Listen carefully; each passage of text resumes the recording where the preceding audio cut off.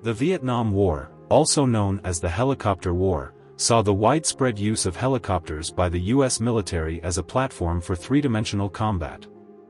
The most dangerous time for this tactic was during the takeoff and landing of the helicopters in the wilderness, as the Vietnamese jungle made it easy for ground forces to hide.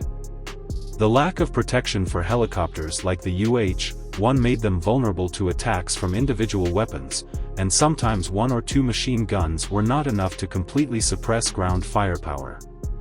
In 1968, the U.S. initiated a $2 million helicopter protection system project, with the plan to develop a weapon system for helicopters with the assistance of military experts.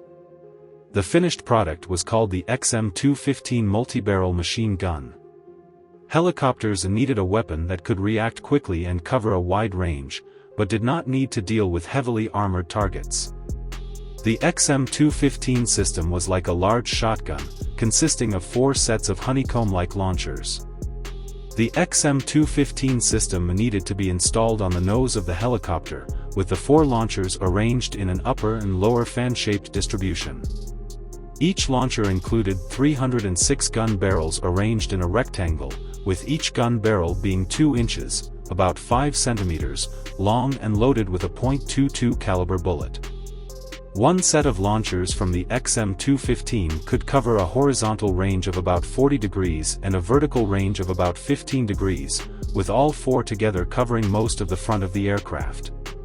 Its firing method seemed to be an electronic control system, providing the crew with a control panel.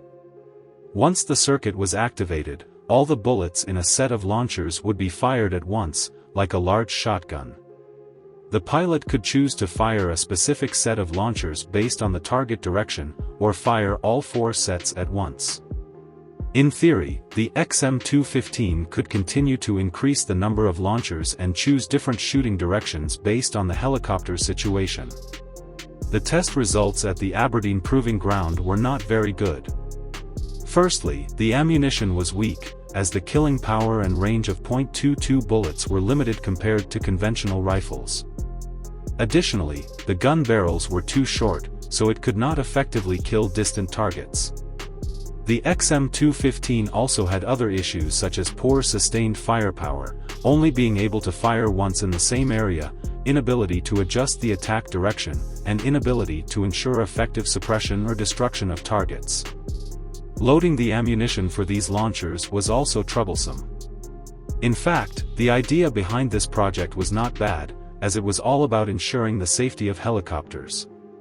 But why spend $2 million developing a weapon to shoot bullets tied to the front of the helicopter, when they could have just tied a claymore mine to it? The claymore mine, as a directional killing weapon, also had dense area killing capability, and it could be remotely detonated with a wire. With some modifications, it might be more reliable than the XM215. Testing for the XM215 continued until 1971, when it was realized that increasing the power would require the use of high-powered ammunition and longer gun barrels. This would not only increase the weight and size of the launchers, but also the recoil after firing. The project was terminated around May of the same year.